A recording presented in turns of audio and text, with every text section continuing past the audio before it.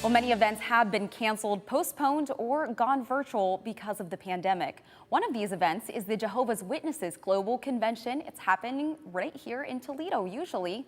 With us this morning is Robert J. Hendricks III to tell us all about the changes they've made to the convention and the theme for this year. Good morning, Robert. Thank you so much for joining us. It's a pleasure, Michelle. Thank you. Robert, this is a huge convention. It's usually held in Toledo. However, now you are doing it virtual. What are some of the changes you've had to make?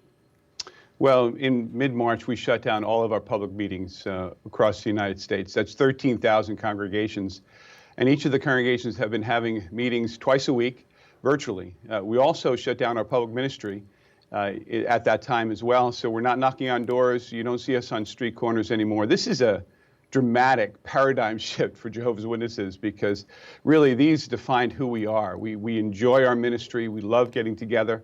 But then in April, it was decided across the world, all 6,000 conventions, 688 in the United States, would be canceled. Our public conventions would be canceled and moved to a virtual platform. And this was quite a decision that really rocked us, but we recognized that we still had to deliver the convention. It was important. We do it in 240 lands, and we do it in over 500 languages. The question was, how would we do it? And that's a story in itself. So, Robert, that is my next question here. How do you make a convention so large virtual and ensure that you can include everybody? Inclusivity is the most important thing for us because we want the convention to be available to everybody in the world. Just in the United States alone, we hold our conventions in 100 different languages. And so locally, that's cared for because we have those who speak the language and can actually hold the convention. So when we canceled the convention in April, in order to translate, we had to, of course, record all the content for the 3 solid days, transcribe that content, then translate that content in just a few weeks' time around the world. And that's what we did. 511 languages, 58 sign languages, and it's all available for free at jw.org. In many ways, it's something that's never been done, and in many ways, you can call it a modern-day miracle.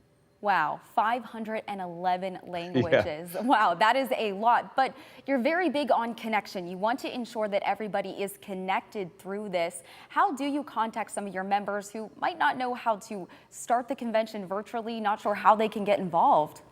Well, it's a great question because we haven't left it to chance. In fact, right now, as we speak, congregations are meeting around the world on Saturday and Sunday, and probably right now viewing the convention. But what we've done is each congregation has taken those who are interested, their neighbors, and also all the congregants, and they brought them together at around 9:30 in the morning. Most have done it about 9:30. They have a brief discussion, about a half an hour, a Bible discussion on a particular topic. They sing, pray, and then they let every families and individuals go into their living rooms or wherever they're going to view it, and view it on jw.org or on JW Broadcasting, which is available on Apple TV, Roku TV, Fire TV, and it's free. And then they come back together later on in smaller groups to have a discussion about it. So it's not only been a virtual experience, it's also been an experience of fellowship that's really taken the world and united us because all of us are watching it at the same exact time on 6 weekends in the summer. Robert, that is a very good point. And this year's theme is Always Rejoice. It seems somewhat appropriate right now because we want to look at everything optimistically. Could you explain a little bit more about that theme? It's interesting, too, because the theme was chosen some 5 years ago. And so a feature film was actually written for and produced to debut at this convention. It's debuting today all across the world. It's called The Joy of Jehovah is Your Stronghold. It's based on Nehemiah 8:10, the story of Nehemiah, how he rebuilt the walls and led the rebuilding of the walls of Jerusalem back in the 5th century BCE. And it's interesting that the context of Nehemiah 8:10 is that they were having a holy convention. They were together, and they were sad because of the conditions that they were facing as a people.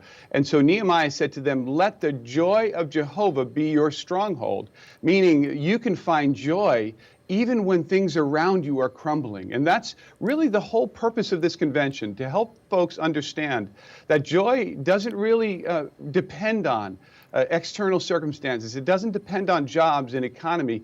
It really is a quality of the heart that depends on our relationship with our Creator and our relationship with each other. Robert, thank you so much for being with us here this morning. That sounds like a really great message, and I wish you the best of luck with your convention this year. Thank you so much, Michelle. We appreciate it. Thanks so much, Robert.